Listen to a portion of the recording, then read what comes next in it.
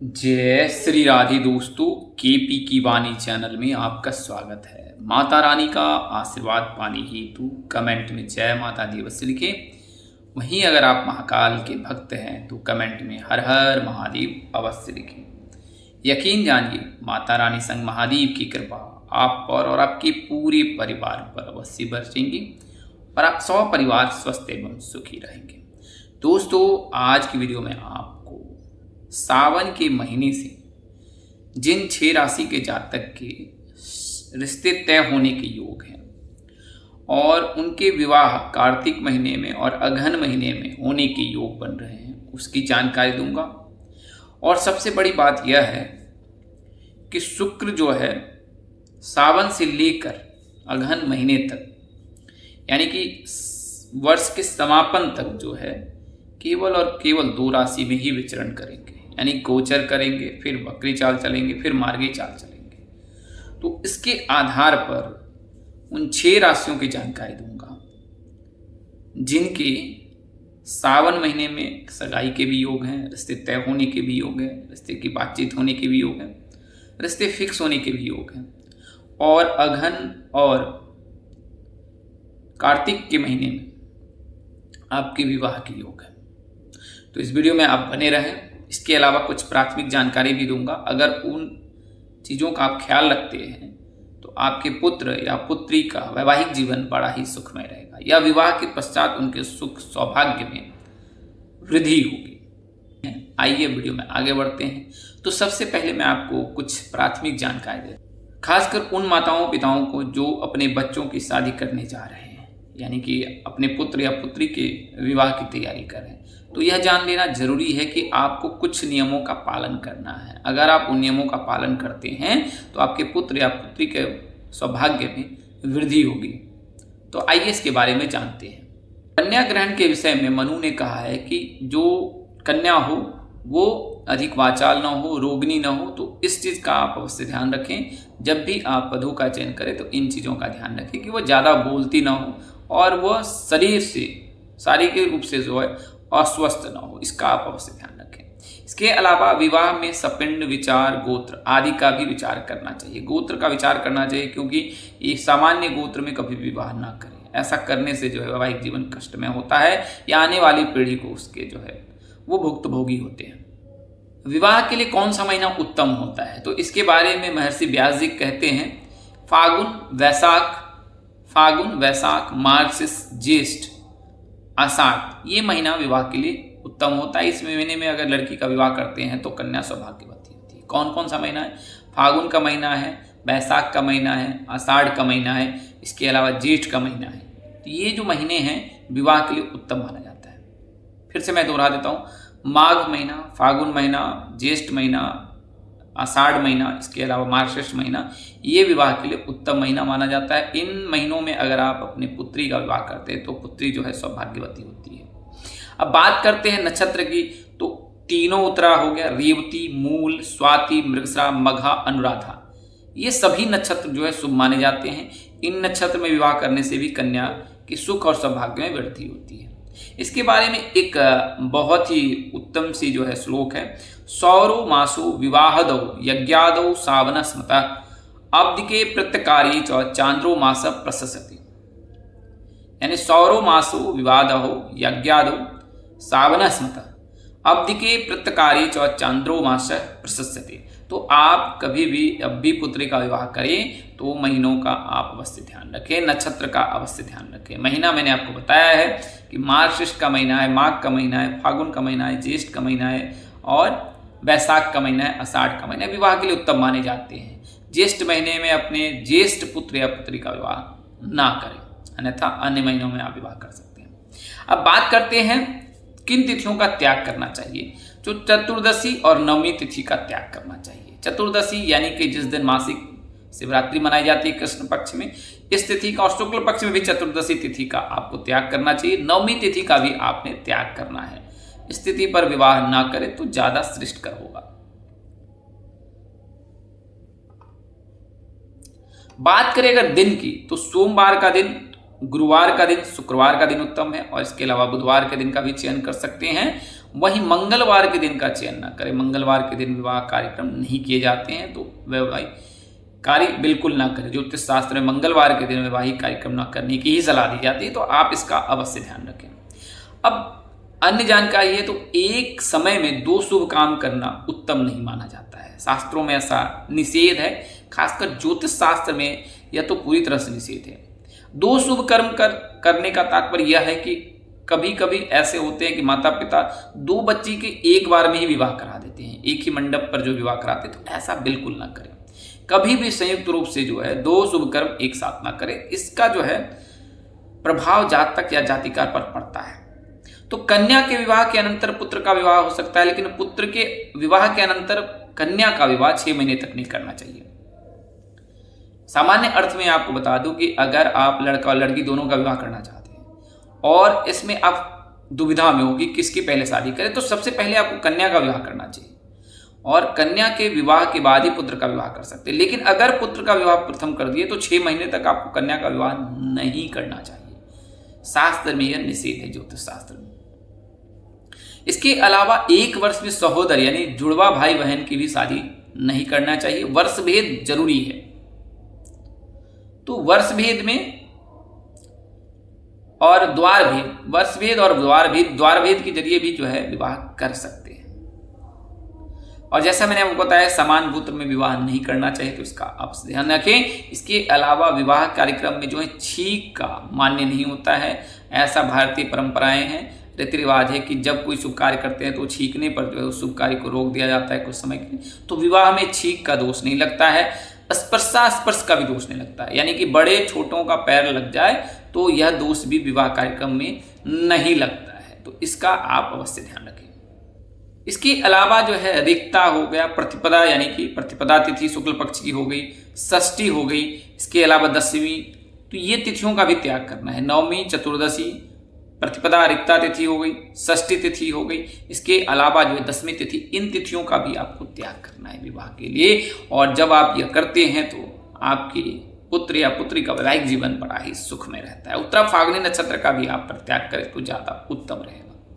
वहीं अगर आप विवाह संबंध की जानकारी जो है ए से लेकर जेड तक प्राप्त करना चाहते हैं, आपकी शादी कब होगी, कहाँ होगी, कैसे होगी, किससे होगी, किस दिशा में होगी, कितनी दूरी पर होगी, किस नाम से होगी, किस राशि से करनी चाहिए, जीवन साथी का रंग, रूप, स्वरूप, स्वभाव और उनका करियर कैसा होगा, आपका करियर कैसा होगा, अगर आप प्रेम प्रसंग में हैं, प्रेम विवाह करना चाहते हैं, तो क्या माता पिता की सहमति मिलेगी, क्या आपको आपके पार्टनर की सहमति मिलेगी, क्या आप प्रेम विवाह करने में सफल होंगे और प्रेम विवाह के बाद जो है वैवाहिक जीवन सफल रहेगा। इसके अलावा कुंडली में कितने संतान होंगे, प्रथम पुत्र या पुत्री प्राप्ति के योग होंगे, कौन से नक्षत्र में आपका जन्म हुआ है, उस नक्षत्र से आप पर क्या प्रभाव पड़ सकता है। स्क्रीन पर दिए गए नंबर पर संपर्क कर सकते हैं 8521835670 8521835670। तो इस नंबर पर आप जो है संपर्क कर सकते हैं। आइए मैं आपको ग्रहों की स्थिति बताता हूं कि कैसे सावन के महीने में और सावन से लेकर जो है अगहन महीने तक जो है शुक्र की स्थिति जो है वो केवल 2 ग्रहों में 2 राशियों में ही रहने वाली है, यानी कि 2 राशि में ही गोचर करेंगे और फिर वक्री चाल कर लेंगे, मार्गी चाल चलेंगे, तो यह सोने पे सुहागा रहने वाला। गुरु की स्थिति मैंने पूर्व में बताई है, गुरु की स्थिति से किन जातकों को लाभ मिलने वाला है। सावन के बारे में बता दूं नए व्यूअर्स को कि सावन की महीने की शुरुआत जो है वो 30 जुलाई से हो रही है, लेकिन ये जो शुरुआत है वो केवल और केवल उत्तर भारत में है। पश्चिम में जो है 15 दिनों का अंतर होता है पंचांग के अनुसार से, तो गुजरात महाराष्ट्र में जो है वो 15 दिन पश्चात जो है सावन की शुरुआत होगी, और वहीं दक्षिण में भी जो है पंचांग में भिन्नता देखी जाती है। तो उत्तर भारत में जो है 30 जुलाई से जो है सावन महीने की शुरुआत हो रही है, 28 जुलाई को सावन महीने का समापन हो जाएगा, और इस दौरान 4 सावन सोमवार का व्रत, 4 मंगला गौरी का व्रत, 1 सावन शिवरात्रि का व्रत रखा जाएगा, जिसके बारे में मैंने बताया है 3, 10, 17, 24 इन तिथियों पर जो है सावन सोमवार का व्रत रखा जाएगा। 4, 11, 18, 25 इन तिथियों पर मंगला गौरी व्रत रखा जाएगा। इसके अलावा सावन सोमवार, शिवरात्रि और प्रदोष व्रत का भी व्रत रखा जाएगा। तो ये सावन का महीना है। सावन के महीने में यानी कि 30 जुलाई को सावन की शुरुआत होगी और इसके 2 दिन के पश्चात ही सुखों के कारक शुक्रदेव जो है वो गोचर कर जाएंगे कन्या राशि में। सुखों के कारक शुक्रदेव जो है वो कन्या राशि में गोचर करेंगे और 1 अगस्त से लेकर 2 सितंबर तक इस राशि में रहेंगे और 2 सितंबर को जो है ये गोचर कर जाएंगे तुला राशि में। तो यहाँ 1 महीने तक यानी सावन के पूरे महीने में जो है सुखों के कारक शुक्रदेव कन्या राशि में विराजमान रहेंगे और भाद्रपद महीने में जो है 2 सितंबर को जो है ये तुला राशि में गोचर कर जाएंगे मार्गी चाल चलकर। लेकिन 3 अक्टूबर को पुनः शुक्रदेव वक्री चाल चलने लगेंगे और वक्री चाल चलकर जो है 6 नवंबर को जो है ये गोचर कर जाएंगे पुनः कन्या राशि में। कन्या राशि से निकलकर तुला राशि में प्रवेश किए, लेकिन फिर वक्री चाल चलकर कन्या राशि में ही आ जाएंगे और 6 नवंबर से लेकर 22 नवंबर तक जो है सुखों के कारक शुक्रदेव कन्या राशि में ही रहेंगे और 22 नवंबर को जो है सुखों के कारक शुक्रदेव पुनः कन्या राशि से निकलकर मार्गी चाल चलकर जो है तुला राशि में गोचर कर जाएंगे और यहां से 1 जनवरी तक जो है तुला राशि में ही विराजमान रहेंगे। तो कुल मिलाकर अगर देखा जाए तो अगस्त, सितंबर, अक्टूबर, नवंबर, दिसंबर 5 महीने तक शुक्रदेव जो है केवल और केवल 2 राशि में ही विराजमान रहेंगे। तो ये बहुत ही शुभ समय रहने वाला है 2 भाग्यशाली राशि के जातकों के लिए। तो उसके बारे में बताऊंगा और इसके अलावा गुरु के बारे में बताता हूं। तो गुरु जो है वर्तमान समय में यानी कि सावन के महीने में जो है वो कर्क राशि में विराजमान रहेंगे, भाद्रपद में भी कर्क राशि में विराजमान है, अश्विन महीने में भी कर्क राशि में विराजमान रहेंगे और कार्तिक महीने में जो है ये गोचर कर जाएंगे सिंह राशि में मार्गी चाल चलकर। और 31 अक्टूबर को जो है गुरु सिंह राशि में गोचर करेंगे और 31 अक्टूबर से लेकर 13 दिसंबर तक ये मार्गी चाल चलेंगे, लेकिन 13 दिसंबर से ये वक्री चाल चलने लगेंगे और वक्री चाल चलकर जनवरी 25 को ये पुनः सिंह राशि से निकलकर कर्क राशि में गोचर कर जाएंगे।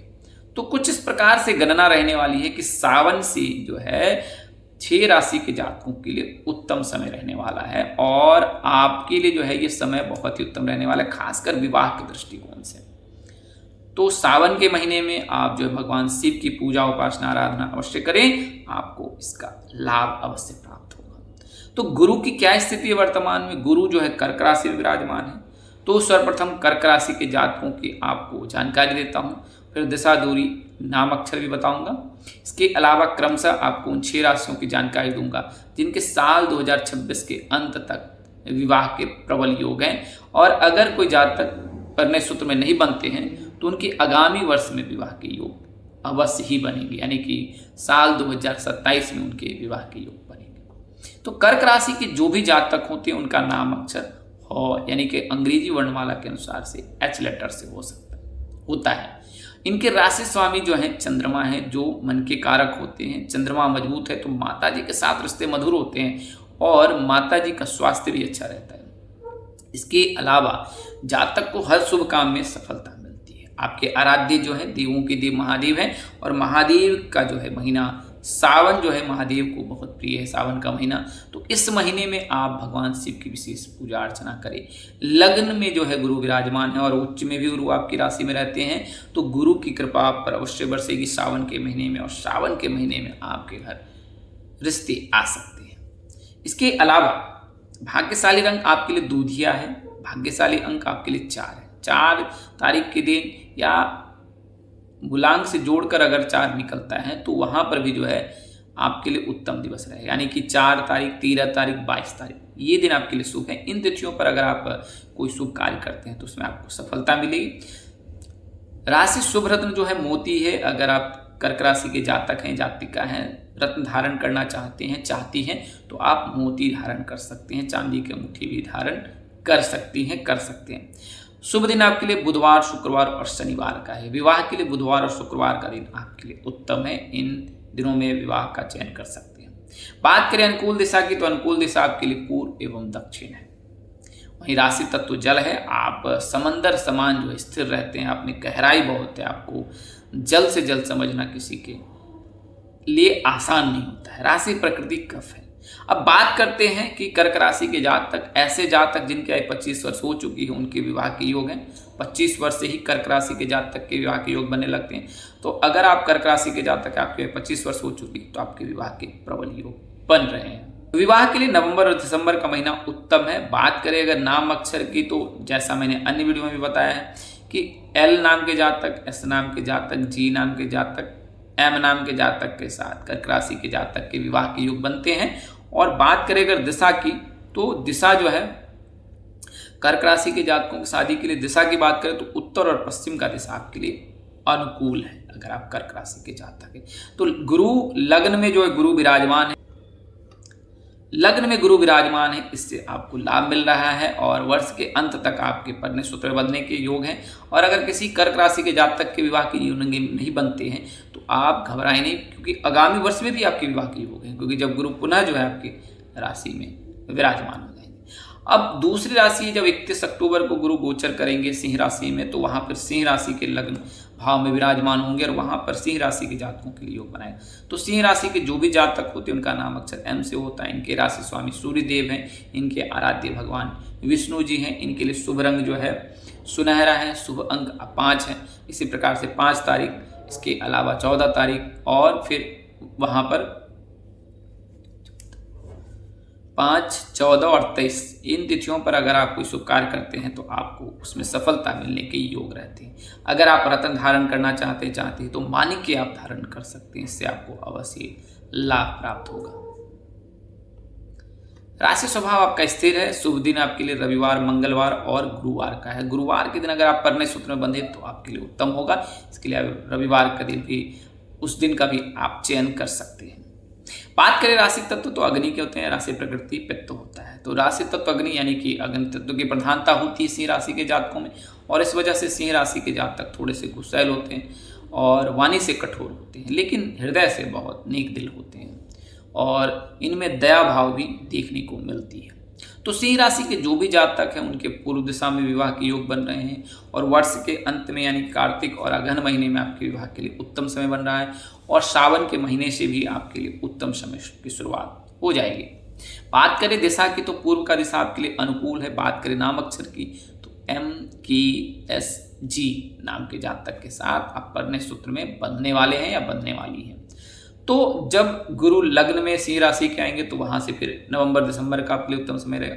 वर्तमान समय में जो है कर्क राशि के लग्न में ही गुरु विराजमान है, तो कर्क राशि के जातकों के लिए उत्तम समय है। अब जब कर्क राशि में विराजमान है तो मकर राशि के विवाह भाव को देख रहे हैं, तो मकर राशि के जो भी जातक है, तो जब कर्क लग्न में है यानी कि कर्क राशि के लग्न भाव में गुरु विराजमान है, तो फिर मकर राशि के जातक के विवाह भाव को देख रहे हैं। तो मकर राशि के जातक के लिए उत्तम समय है नवंबर दिसंबर का, विवाह के लिए कार्तिक और अगहन का महीना। इस दौरान आपके परिणय सूत्र में बंधने के योग है। मकर राशि के जातकों का नाम अक्षर जे से होता है, KH यानी ख से होता है। इनके राशि स्वामी न्याय के देवता शनिदेव हैं। आराध्य जो हैं देवों के देव महादेव हैं।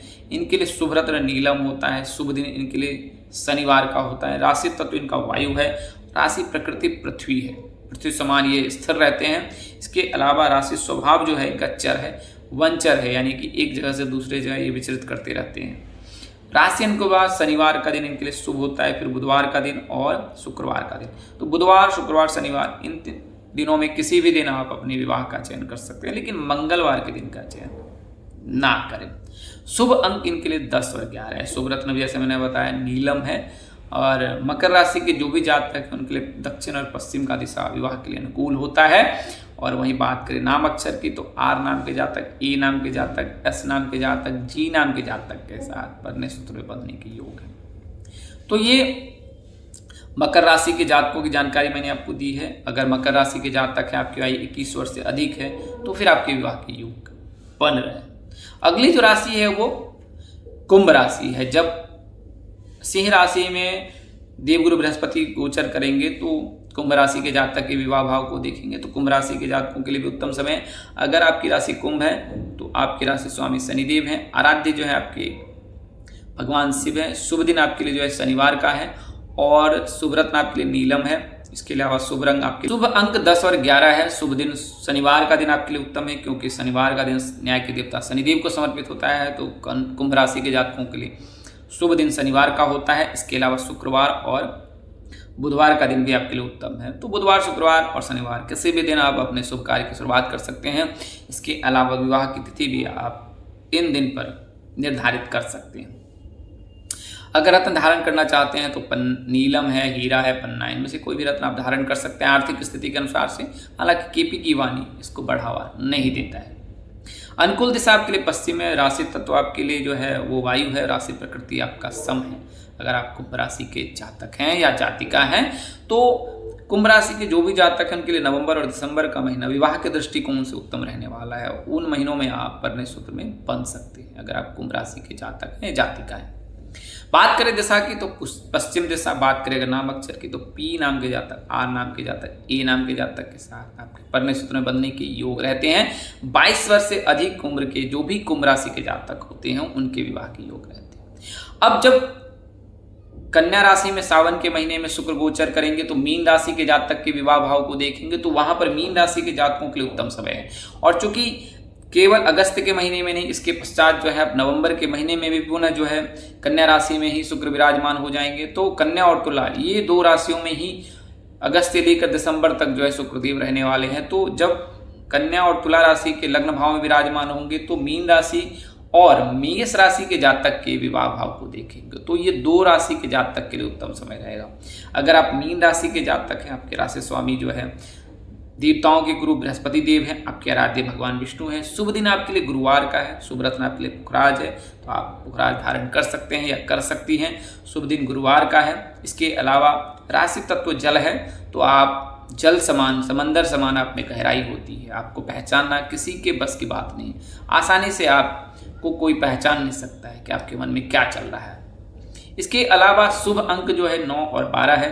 तो इन तिथियों पर अगर आप कोई शुभ कार्य करते हैं तो आपको उसमें सफलता अवश्य मिलेगी। भाई मीन राशि के जो भी जातक हैं, चूंकि शुक्र इनमें उच्च के ही होते हैं और शुक्र जो है इनके विवाह भाव को देख रहे हैं सावन महीने में और फिर कार्तिक के महीने में, तो इन 2 महीनों में कन्या राशि के लग्न भाव में शुक्र के रहने से जो है इन 2 राशि के जातकों को लाभ मिलने वाला है। मीन राशि के जातक, क्योंकि कन्या राशि में शुक्र नीच के होते तो वहां पर आपको उस प्रकार का लाभ देखने को नहीं मिल सकता है। लेकिन मीन राशि के जातक के विवाह भाव में विराजमान होंगे और इसमें उच्च के भी होते हैं तो मीन राशि के जातक के विवाह के प्रबल योग है नवंबर और दिसंबर में, कार्तिक और अगहन के महीने। अगर आप मीन राशि के जातक है प्रेम प्रसंग में तो प्रेम विवाह के भी योग है। अब अंतिम जो राशि है वो मेष राशि है। क्योंकि मेष राशि के जातक के लिए जब भाद्रपद महीने में जो है तुला राशि में शुक्र गोचर करेंगे और पुनः जब नवंबर के महीने में जो है वो गोचर करेंगे तुला राशि में 22 नवंबर को, तो यहां से 2 सितंबर से